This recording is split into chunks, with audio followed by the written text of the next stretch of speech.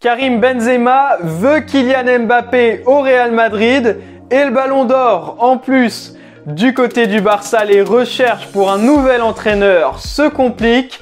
Et enfin, des nouvelles de Stéphane Ruffier. On vous en donne tout de suite dans le journal de Made in Foot.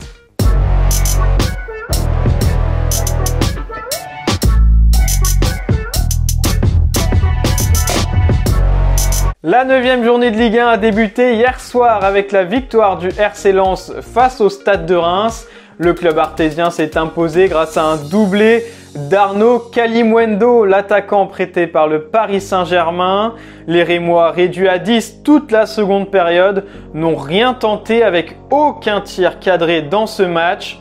Lens passera donc la trêve internationale sur le podium à la 2e place avec 18 points. Reims de son côté est provisoirement 12e avec 10 points en attendant les autres résultats de cette 9e journée. Ce samedi, Montpellier accueille Strasbourg à 17 h et Nice reçoit Brest à 21 h. Demain, le PSG ira à Rennes et Marseille à Lille. Mais le match attendu par toute la Ligue 1, c'est évidemment le derby entre Saint-Etienne et Lyon en clôture de cette 9e journée. Alors que son équipe est lanterne rouge du championnat, Claude Puel joue son avenir sur cette rencontre. Du côté de l'OL, tout va bien en revanche et Peter Bosz peut même compter sur les retours de Jérôme Boateng et peut-être de Jason Denayer pour ce match. Rendez-vous dimanche à 20h45. Et justement avant ce derby, le journal L'Équipe nous donne des nouvelles de Stéphane Ruffier, l'ancien gardien des Verts. Pour rappel, il avait annoncé sa retraite en janvier dernier après avoir été mis à l'écart du groupe professionnel par Claude Puel. Et bien à 35 ans, l'ancien portier coule une vie tranquille dans le Pays Basque, sa région natale.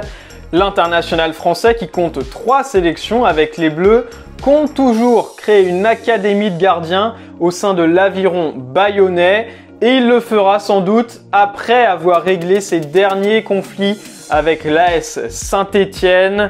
Licencié pour faute grave, celui qui détient le record du nombre de matchs disputés en Ligue 1 avec la SSE, 383 rencontres, s'est vu proposer une réconciliation à l'amiable. Refusé, Ruffier souhaite aller jusqu'au procès et obtenir réparation, sans doute à hauteur de plusieurs millions d'euros. Si Karim Benzema croyait encore au Père Noël, eh bien il demanderait sans doute Kylian Mbappé et un ballon d'or pour le 25 décembre. Dans un entretien accordé à L'Équipe, l'attaquant du Real Madrid et de l'équipe de France a d'abord été interrogé sur la possibilité de voir son coéquipier chez les Bleus le rejoindre chez les Merengues. Et comme il y a quelques semaines, Benzema a confirmé qu'il l'attendait les bras ouverts. Il l'a dit lui-même, il a envie de voir autre chose. Il jouera un jour pour le Real. Je ne sais pas quand, mais il viendra. Ce n'est qu'une question de temps. Pour rappel, Mbappé est en fin de contrat l'été prochain et pourra s'engager où il le souhaite dans seulement 3 mois.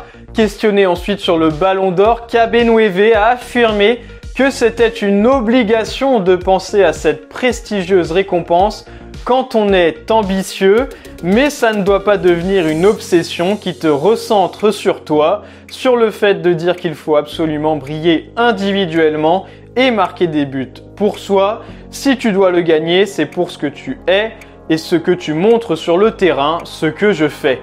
Une réponse à l'image de l'ancien Lyonnais, déterminé mais toujours dans le sens du collectif.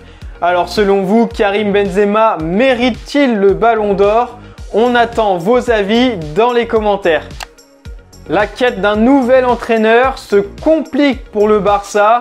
On vous en parlait hier, Ronald Koeman devrait connaître son dernier match à la tête du club catalan ce samedi lors du choc face à l'Atlético Madrid et la presse espagnole évoquait 5 noms pour le remplacer: Xavi Hernandez, Andrea Pirlo, Roberto Martinez, Marcelo Gallardo et Thomas Tuchel. Alors si la piste menant à l'entraîneur de Chelsea ressemble davantage à un rêve qu'à une réelle possibilité, 2 autres candidats ont déjà annoncé qu'ils ne rejoindraient pas le Barça. Il s'agit de Roberto Martinez et Marcelo Gallardo. Le premier sélectionneur de la Belgique a affirmé qu'il n'y avait rien, aucun contact avec les Blaugrana.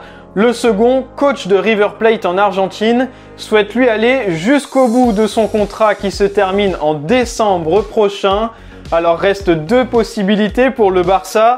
Andrea Pirlo, libre de tout contrat depuis son départ de la Juve, et Xavi Hernandez, entraîneur d'Al-Sadd au Qatar et favori des socios barcelonais, à moins que Joan Laporta, le président du Barça, nous sorte un autre nom du chapeau dans les prochains jours.